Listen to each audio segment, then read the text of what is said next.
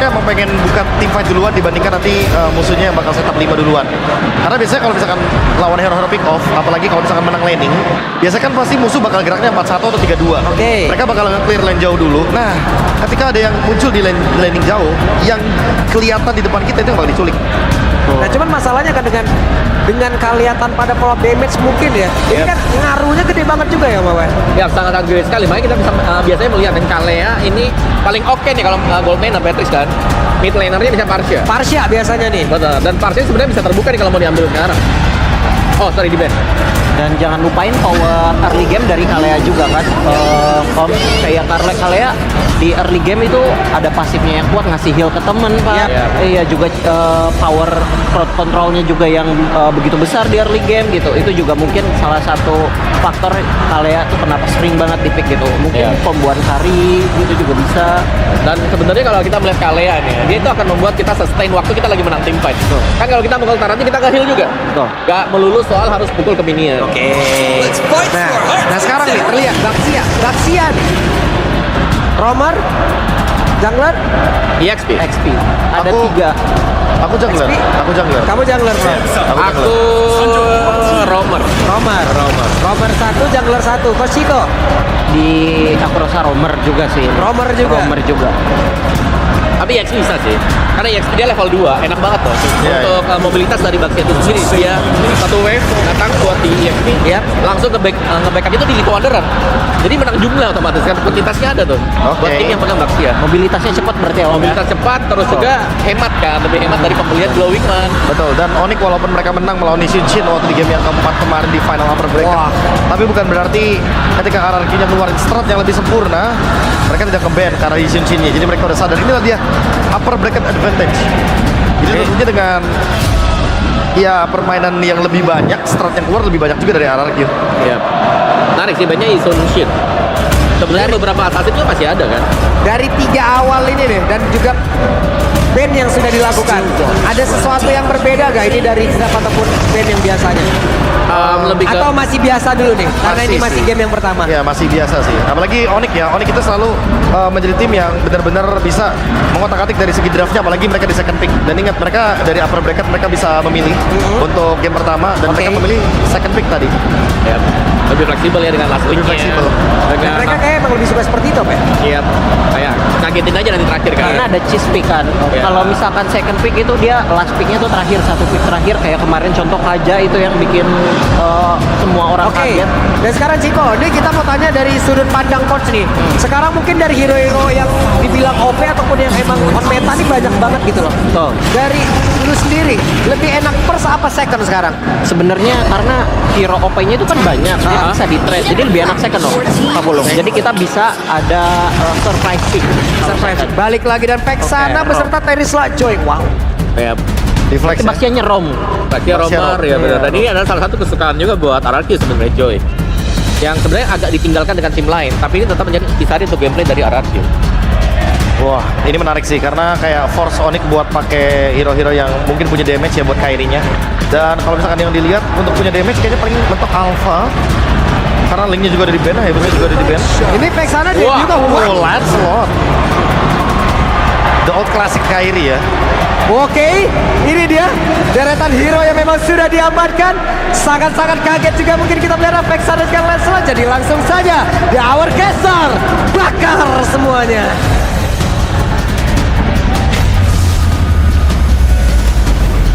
Welcome to Grand Final! Sebenarnya termas dan juga pastinya untuk mengawal siapa yang akan mendapatkan trofi terbaru dari MPL Indonesia Season 15. Yes, jangan lupakan ini trofi Immortal yang dimana ini trofi pertama terbaru yang harus didapatkan oleh 2 tim, 2 raja, 1 juara. Dan bahkan ingat, Onyx kali ini bangkit dari peringkat 9, kalau RRQ bangkit dari kegagalan season sebelumnya. Konsistensi yang harus dipertunjukkan juga oleh kedua belah tim Best of 7 akan semakin dramatis. Bukan hanya dramatis, kita tidak mungkin menunggu adanya match cepat, tapi kita pasti menunggu adanya match keras. Betul? 4-3, apakah akan terjadi? Harusnya kita akan lihat bersama-sama karena Land of Dawn sudah menanti kita untuk membuka game yang pertama. 2 raja, 1 juara, FPL Velodrome mana tepuk tangannya. Let's go to the lane knockdown. Wah, Five Grand Final memang selalu membuat merinding tentunya. Tapi di arah tengah sudah terlihat bagaimana agresivitas dari Suns yang memberikan poke damage terhadap Rin sehingga setengah dari full HP-nya sudah harus tergerus. Sementara itu Wonder dan River sudah mulai dikuasai juga oleh Onyx. Dan ini dia keuntungan Kiboy dengan Kalea. Dengan kondisi dia bisa melakukan cover atau melakukan inisiat terhadap Suns. Dan yang belumnya, Waduh, kalau kita lihat ini Kairi bakal coba untuk di-poke dulu ya. Kairi jangan sampai terbakar. 1 poin kill bisa didapatkan. Retribution bahkan harus dikeluarkan. Zoning out udah mulai terjadi. 4 pemain dari Demonic melakukan cover.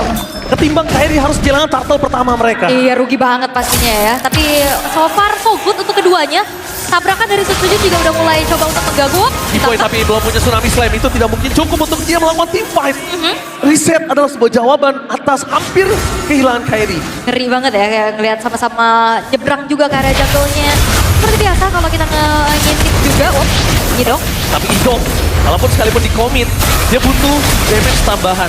Karena satu hal yang mungkin belum dikeluarkan sama Idok adalah Revitalize dan itu sangat dibutuhkan untuk di turtle ini. Benar, penting banget ya pastinya. Gimana caranya bisa memenangkan setup terutama RRQ bisa menggunakan adanya efek sisi yang besar dari Dairen juga untuk bisa mengganggu nantinya dan membantu ke area setupnya. Dairen bisa melakukan setup, menuju Vincent mencari level 4 terlebih dahulu. Tapi mereka berada di Sojin, langsung membuat Sunflake yang mundur ke belakang. Tapi setup menuju ke arah turtle, belum mereka miliki. K-Boy memberikan vision untuk 3 pemain dari tim RRQ. Meskipun begitu, ingat ini berada di level 3 untuk Real. Ya, dan ini informasi mahal juga. Saatnya nggak ada flicker. Bisa aja ditabrak. My dan God, ada lihat kontak. Kairi mencoba untuk datang tapi ditutup oleh Sword Titan. Dengan pertama execution-nya cancel. Dapatkan retribution yang on point. Berhasil di tangan dari seorang Riz. Ternyata retribution-nya base. Membuat tim RRQ hampir saja kehilangan satu mereka yang pertama. Flicker dari Kiboy menyelamatkan dirinya dan zoning out dari Titan. Membuat Kairi terhenti pergerakannya. Real, itu dia penalty zone yang langsung connect ke arah Kairi 2 kali dia ancang-ancang mau Phantom Execution, cuman bayangannya aja. Gak jadi. 2 kali ya, mau maju gak bisa dan itu dia tugas yang bagus banget untuk bagaimana EXP laner sebagai frontliner, sebagai yang nge-zoning juga dan akhirnya menjadi sebuah keuntungan untuk RRQ. Mereka bisa secure ke arah dari turtle yang pertama. Oke, secure ke arah turtle tapi bukan berarti mereka bisa mendapatkan kemenangan. Tapi ini dia dengan dua-duanya pesawat. Ya kan, dua-duanya tapi lihat di depan sana. Dengan adanya Onyx sebagai 3 prediksi dan RRQ 1 bukan tanpa alasan, memang Onyx too strong. Onyx bangkit dan bahkan beri di depan sana ketemu dipasang menuju ke arah belakang termasuk dari tim Onyx hampir saja mendapatkan tapi Tsunami Slam for nothing. Purify save day for this time. Membuat Onyx kehilangan Tsunami Slam. Tapi informasi yang sering kita dapatkan adalah satu orang yang berani ngeluarin Tsunami Slam untuk trigger Purify itu Baloyski. Dan sekarang Kiboy. Tapi ya informasi Purify itu tadi memang tapi Lucky. Zoning out terlalu sakit dari sang Giant bahkan Lutfi akan membuat oh my god Tyron berhasil menutup jalan dari Kairi itu langsung lebih jauh lagi dan membuat Parabus ke tim RRQ berhasil steal terhadap Parabus buff dan lihat itu dia turret travel dari Breeze berhasil melakukan rotasi dengan sangat cepat membuat Parabus dan tim Onyx mereka kehilangan jungle-nya. Ya, early yang cukup baik dari RRQ, mereka dapetin banyak banget keuntungan dan komit yang dilakukan oleh Onyx untuk menuju ke arah Rins ternyata belum menjadi trade dan Sujin. Hati-hati. Masuk ke arah down tier top lane. Ingat ini Savero, the rookie monster from Onyx. Savero pernah 1 lawan 4. Savero menggetarkan playoff Jakarta International Velodrome. Jangan lupakan, ini Savero sekali lagi didikan Paman W. Paman W, benar, Uncle W ya. Alright, tapi turtle yang kedua sekarang sudah muncul juga. Belum ada inisiasi berlebih lagi yang ingin dilakukan oleh kedua belah tim. Sembari menjalankan tugasnya masing-masing dan ya, dengan menuju menit yang kelima, pertukaran lane sudah dilakukan juga oleh Toy yang bergerak ke arah bawah sebagai oh my god, Tsunami Slam, no following up damage, berjalan Kairi, lagi gaming yang berhasil mendapatkan risk, membuat orang pasukan dari tim Onyx masih dapat 1 kill, tapi jangan lupakan, Kairi harus bergerak belakang, Savero is coming, this is Savero, the rookie monster from Onyx, berhasil mengusir, walaupun bukan point kill. Oke, Sujin mencoba untuk masuk lagi tapi tidak akan ada inisiasi berlebih yang ingin dilakukan oleh RRQ selagi mereka juga kekurangan dari segi kuantitinya. Really? Mereka berani masuk dan jangan. Itu dia Kairi. Salah satu the power of jungler yang dimiliki dari Onyx. Bisa dibilang sempat menjadi number 1 jungler on the world. Aha. Tidak bisa dipungkiri dengan Lancelotnya, jujur. Kairi Lancelot. Ini benar-benar salah satu review yang gua tunggu banget untuk seorang caster melihat Kairi dengan Lancelotnya. Diobatin ya. Diobatin banget. Karena dari kemarin kita ngeliat unique pick-nya bahkan kan ke Julian ya kalau mau main Assassin juga. Tapi sekarang Lancelot kembali muncul. Walaupun memang keuntungan masih dipegang sama RRQ ya, tapi udah mulai coba untuk dikejar lagi oleh Onyx dengan dapatnya tertal kedua juga tadi. Sementara dari itemization-nya dari kedua belah mid laner sama-sama dengan adanya Glowing One mencoba untuk menutup atau mempersempit lagi adanya efek lifesteal, efek heal juga terutama untuk Alea yang cukup penting karena emang healnya gak terlalu gede. Tapi lumayan banget kerasa untuk bisa menjawab fight jangka panjang. Dengan kehilangan 1.500 gold, sadar gak? Apa tuh? RRQ harusnya lebih aware. Mereka memang unggul, tapi lihat gimana cara Onyx nge-handle laning mereka. Bahkan 1.500 gold ini sangat tidak ada artinya untuk para pasukan dari tim Onyx. Gold is just number. Yap, tapi... Lihat, invasinya nggak terlalu menyeramkan untuk 1.500 gold di early. Iya ya, masih agak coba untuk sedikit menahan juga, nggak mau yang terlalu agresif. Tapi RRQ mereka punya keuntungan yang cukup banyak dari segi draft yang mereka bawakan. Macro play, Louis dan juga Moskov ini bakal jadi PR nantinya. Apalagi kalau misalkan Onyx dalam keadaan yang tertekan. Lane jauh ini bakal susah banget pastinya nantinya untuk dikontrol. Oke, problem utama yang dimiliki dari Onyx adalah mereka jangan sampai termakan dengan delay waktu yang diberikan oleh RRQ untuk Toy. Toy diberikan delay waktu yang sangat banyak untuk membawa game ini menuju ke mid to the late game. Minimal banget ada di late game. Karena itu Toy baru bisa untuk team fight. Sedangkan dari tadi early game, no Toy. Dan teorinya kalau kita ngelihat ya, RRQ kan menjalankan match lebih banyak ya. Karena kan mereka sempat turun juga ke lower bracket. Yes. Dan mereka belajar banyak banget. Kita lihat bagaimana mereka mengontrol sekali dari hype yang dibawa walaupun unggul, tapi agak sedikit ketahan jadinya. Betul banget. Ini bisa jadi plus dan minus soalnya. Betul banget. Lihat menuju ke arah Pit Turtle. Pasukan dari tim Onyx telah memberikan vision yang sangat jelas. Mencoba untuk melakukan sedikit delay supaya Kairi bisa mendapatkan para pembuff terlebih dahulu. Bahkan Sapphire sampai turun gunung untuk membantu team fight. Hijok ditutup jalan untuk bisa maju. Tapi sebenarnya masalah utama mereka ada di Dairen. Jangan sampai Dairen melakukan zoning out. Kairi masih mencoba mobil ke arah Turtle.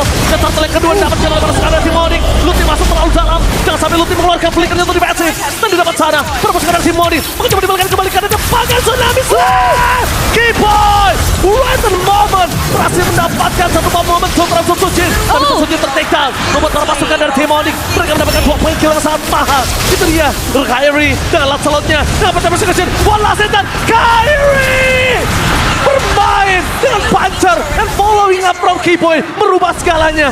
Untung total untuk Onyx. Oke, dan walaupun memang agak ke-distract sedikit ya dengan adanya dorongan dari Toy itu sendiri, tapi team fight 5 versus 5. Onyx sangat-sangat kuat dengan banyaknya sisi yang mereka bawakan. Dan sabarnya juga Keyboy membuka Tsunami Slam, terpancing itu Sujin untuk bisa menumbangkan Lutfi right in the moment. Tapi ragu banget untuk tim RRQ untuk bisa melakukan kontes.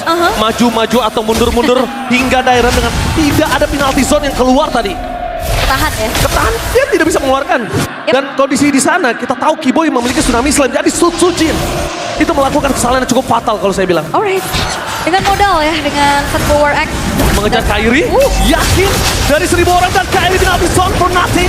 Itu dia, dari sekian banyak orang mengejar Kairi menjadi sebuah prioritas.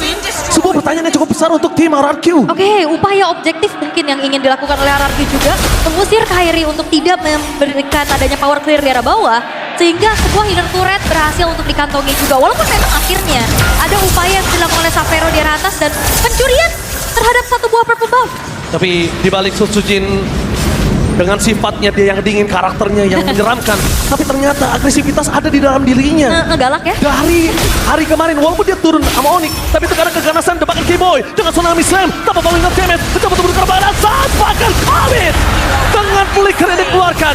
Komitnya sangat baik, tapi ini dia Sapphire mencoba mendapatkan risk, damage terlalu besar, Levitas depan sana, belum bisa mendapatkan poin kill, tapi Sapphire, the rookie monster from Onyx, membalikan semua kanan dan dari tim RRQ. Bahkan seakan-akan Dairen tidak memiliki daya power untuk bisa bertahan dengan damage yang cukup kuat. Kairi masih mau lebih, mencoba untuk melakukan sedikit distraction, tapi Lord terbuka dengan sangat bebas. Sapphire, itu dia.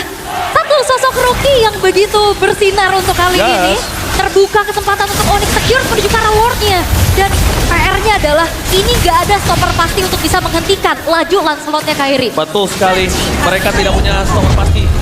Tapi mereka benar-benar mau ngedelay permainan yang dimiliki dari tim Onyx. Tapi nampaknya mereka mungkin agak sedikit salah untuk mendelay initiate dari Kiboy. Jangan lupakan ini Kiboy. Bener. The moment of Kiboy, this is your boy. Tapi apa yang dibilang sama Ranger Mas juga aku cukup setuju sih. Dari 1.500 gold di early game tadi dari RRQ, mereka nggak ada pergerakan berlebih lagi untuk bisa melipat gandakan keuntungannya. Betul, seakan-akan itu nggak berguna dengan 1.500 gold. Dan sekarang kita menyaksikan di mana Onyx tahu Sutsujin gak ada cover di depan sana. Sutsujin bisa dimakan di commit.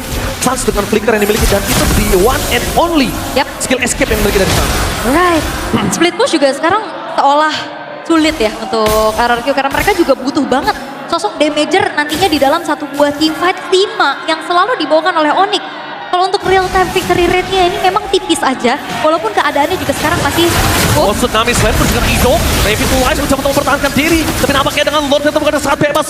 Membuat lepas sekedar tim Onyx kali ini tidak melakukan following up. Kayaknya keputusan yang cukup berat dimiliki dari T-Boy. Dan Ido masih tuh strong. Lihat dengan pasif turret, but it's okay. Turret tetap akan pecah untuk di atas menit ke-12 dengan Holy Defense yang tidak ada. benar, tapi hanya berupaya mungkin ya untuk bisa menarik perhatian pemain-pemain dari Onyx agar tidak bisa mengawal Lordnya lebih jauh lagi. Sehingga ya kalau ngelihat dari bagaimana Idok ini masih selamat ya, it's okay. Sehingga ada clear juga yang bisa dilakukan oleh pemain-pemain dari RRQ. Dan balik lagi Onyx, mereka harus bisa mewaspadai bagaimana diversion play yang akan bisa merubah keadaan. Karena visionnya juga sekarang RRQ lumayan luas nih dengan hasilnya kita sebenarnya T-Boy tidak tahu tertangkap dari- di pasangan final di sana masih power nothing.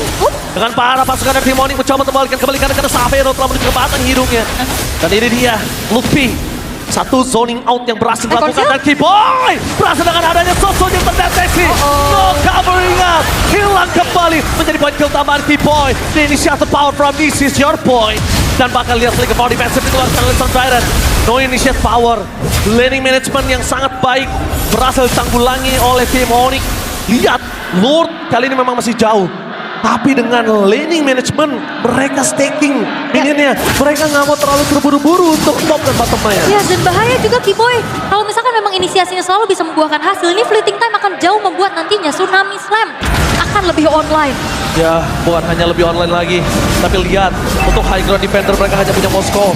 Karena pasukan dari tim Onyx, mereka sudah menguasai 3 laning.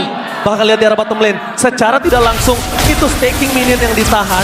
Supaya nanti mereka, para pasukan dari tim RRQ akan coba nge-clear terlebih dahulu sebelum mereka team fight di Arrow. Karena minimal ada Toy lah ya yang bisa megang lane yang berseberangannya juga. Tapi ya ini membuat akhirnya team play untuk bisa 4 versus 5 ini bakal susah buat RRQ. Apalagi Onyx dengan adanya Sans membawa Vexana, dia punya summon unit. Jadi seolah-olah ini 6 versus 4. Oke, 6 versus 4 itu setuju Seolah-olah ya. banget. Tapi ini jangan lupakan loh, time is ticking. Waktu yang dibuat RRQ untuk nge-delay para pasukan dari tim RRQ agar Moskow dari Toy sudah jadi. Mereka sudah berada di posisinya. Dan bahkan di depan sana memilih untuk menggunakan Tsunami Slam untuk Siren. Membalikan kembali keadaan. Belum ada penalti zone. Mr. Speed of Distraction. Ini bahkan lihat Susuji mencoba untuk melakukan sedikit flanking menuju ke zone Kyrie. No range for this time. Karena magical damage. Tapi Toy masih available. Tidak pun tumbang. Tersisa 3 pemain saja untuk para pasukan dari tim RRQ untuk melakukan kontes. Apa yang akan mereka lakukan? Karena Dairen gak ada jalan untuk pulang. Dairen akan take down. Nowhere to run. Alright, 3 pemain hilang dari RRQ Lord. Bisa didapatkan juga Rins yang memang selagi menjadi target bulan-bulanan. Mungkin bisa cari angle yang lain. Kita gak ngelihat diversion play yang coba tabrak dari sisi yang lain. Yes, gak ada agresivitas. Fokus ke PS turret, mencoba untuk melakukan defense. Itu tidak akan bisa dilakukan. Karena dengan Purify yang dimiliki Toy, gak bisa menghindari damage dari seorang Kyrie. Even Kiboy dia bisa hindari. Tapi kayaknya gak bakal bisa. Dan sekarang Idok butuh di garis depan bersama dengan Dairen. Alright, dan sekarang pemain ke-7 berarti dari Onyx sudah mulai akan dikawal menuju ke arah tengah. Menuju ke PS turret, mulai masuk ke arah belakang. Kiboy di depan sana. Dapatkan Kiboy! Tsunami Slam untuk Dairen. Kalau lihat damage yang sangat besar dari Toy. Tapi fokus ke arah base tidak ada melakukan following up dari seorang Onyx. Dan para pasukan dari tim Onyx mereka memilih menuju ke arah belakang. Hilang Kiboy dan bakal lebih. Gak boleh masuk lebih dalam lagi. PS turret tidak bisa dipendung. Membuat para pasukan dari tim RRQ. Mereka berhasil menukar Kiboy. Setidaknya at least invasi menuju ke arah PS turret. Mereka hindarkan. Yes, dan mereka coba untuk hanya menjalankan pengawalan terhadap satu lane aja. Dan tengahnya masih bisa ditahan sehingga RRQ tidak mengalami kerugian yang terlalu banyak setelah munculnya Lord tadi. Base turret top dan bottomnya masih cukup terjaga. Dan Onyx, mereka harus kembali men-set up bagaimana untuk bisa mendobrak lini pertahanan dari RRQ dan perlahan-lahan RRQ tinggal sabar aja. Gimana caranya mereka bisa mendapatkan momentum, bisa pick off satu. Itu bakal menjadi sebuah titik balik juga untuk mereka. Walaupun memang kalau kita ngelihat dari segi goldnya terpaut cukup jauh di angka 5.000. Butuh beberapa pick off yang bisa dimanfaatkan oleh RRQ. Satu hal yang paling mahal yang dibuat Onyx adalah mereka nge-shutdown Dairon. Dairon totally offline dengan Erisla powernya. Ya. Totally offline. Karena gak ngelihat sama sekali penalty zone yang on point. benar, karena Dairon juga satu-satunya mungkin ya yang bisa bener-bener nge-lock Kairi. Kayak tadi kita lihat di Turtle 1 kan, itu Kairinya susah banget buat Pascal. Ido, dia target belakang mereka, yaitu Toy dan Kairi. Bahkan dengan retributionnya berhasil didapatkan. Dan saat follow-nya damage, fokus berjuang ke depan termasukkan dari tim RRQ. Belum ada yang berani melakukan follow-nya damage. Karena damage yang mereka miliki cuma dari Toy. Reed sekalipun gak bisa berbuat banyak. Tapi lihat, dengan adanya surprise tambah ada Keyboy! Menutup jalan para pasukan dari tim Onyx. Dengan tsunami slam yang dibuat tempat para pasukan dari tim RRQ kehilangan Reed. Ternyata flanking gamingnya gagal. Toy free hit dari belakang. Target utama mereka, Savero lihat target utamanya. Toy versus Savero. Gak ada jalan untuk pulang. Dan tertakedown. One last man standing. Oleh Sosojin dan Lini Bencana. Alright, dan kali ini hanya menyusahkan Sutujin. Apakah mampu untuk bisa bertahan? Gak akan mampu. Pester bukan saat bebas. Susujin gak ada jawaban untuk bisa melakukan defense. Sang Raja Langit. Take the game one. Satu kesempatan diversion yang ternyata terbaca. Keyboy berhasil untuk bisa menutup macro play juga dari RRQ. Dan game yang pertama di Grand Final menjadi milik Onyx. Absolutely. MVP untuk game yang kali ini. Keyboy kalau menurut saya. Setuju. Keyboy, dia tutup gameplay dari tim RRQ. Keyboy, initiate power. Keyboy yang ngebuka vision. Onyx jadi terang. The man of the game. Di game yang pertama, Keyboy. Setuju banget.